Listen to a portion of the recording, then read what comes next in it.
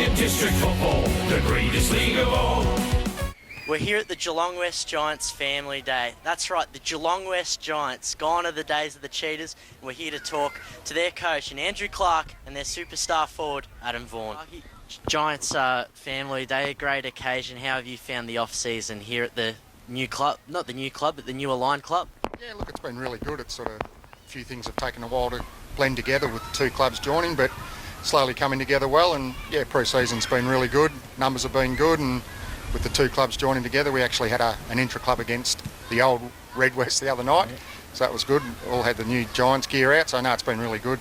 Fantastic. Speaking of the pre-season, how have the numbers gone, the drills? Have you been satisfied I think it's your second year as coach now? Yeah, second year. So last year was a real learning experience. Recruited really well, made sure we kept all the players at the club, and then made sure we recruited a lot of good senior players from higher leagues. Numbers have been really good, sort of around the high 30s all the way through, and the drills have been good, and it's great to see a lot of the families and kids out here today supporting the new Giants and joining up juniors, footballers and netballers. Everyone at home would like to hear a few of the recruits' names. Could you give us one or two maybe? Tyson Stott, Josh Milne, Chesney Milne from St Albans, Justin White's back at the club after being at Thompson for a year, so best and fairest 2 years ago, so it's good to have him back at the club. So yeah, they're just a few. I'll let out for now. A few handy names as well. Let's not undermine them, but moving forward, I remember early last year for the paper we talked, and you had a little goal to win a certain amount of games by a certain amount of time. Looking back, how do you want to go about 2017 again? Is there another sort of goal on paper, or is it more internal?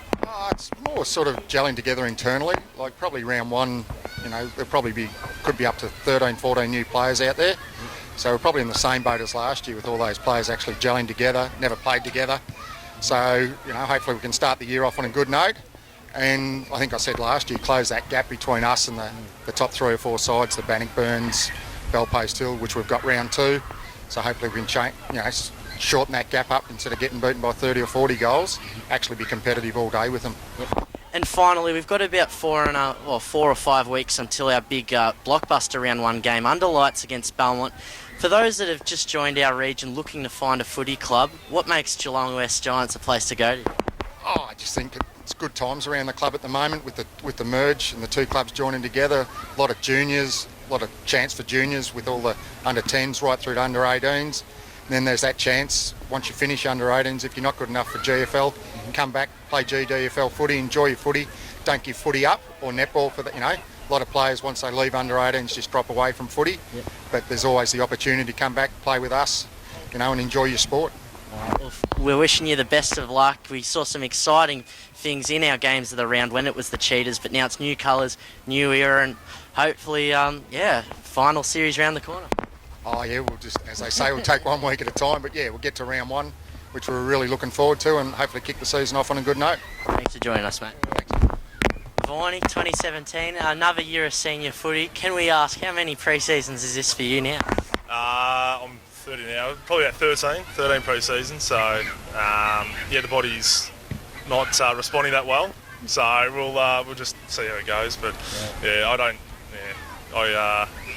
doesn't matter how many you do, they always get tougher. So. Yeah, unfortunately, last 4 or 5 games of last season, you were in the reserves because of that injury, but you still pushed yourself through the senior training and all that. You're feeling fresh. How are your teammates from a player point of view going this pre-season? Yeah, really good. Yeah, really good. It's been a good vibe so far this pre-season. We've recruited really well. We addressed a lot of issues that we noticed last year and hopefully rectified those by bringing these players in. And they've adapted really well. Good leadership. We sort of targeted a lot of guys sort of mid-20s. So they've got that experience of senior footy, and whether it was BFL or GFL footy. So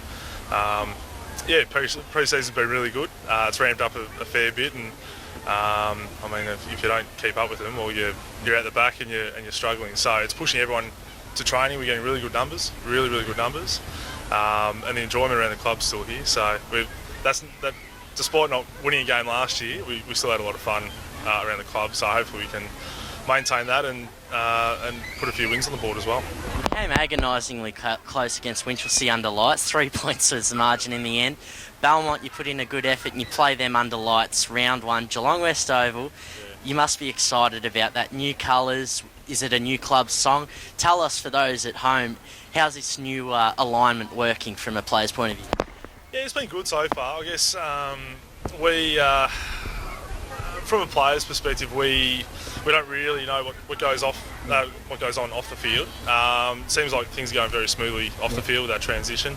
The colours, I think I've gotten used to them now. You sort of you walk through the club rooms and there's still a lot of blue and gold around there, but it's great. You come down here on a training, everyone's got the orange and charcoal on. So the song, I'm not too familiar with the song, but hopefully we'll be singing that a fair bit this year. Hopefully.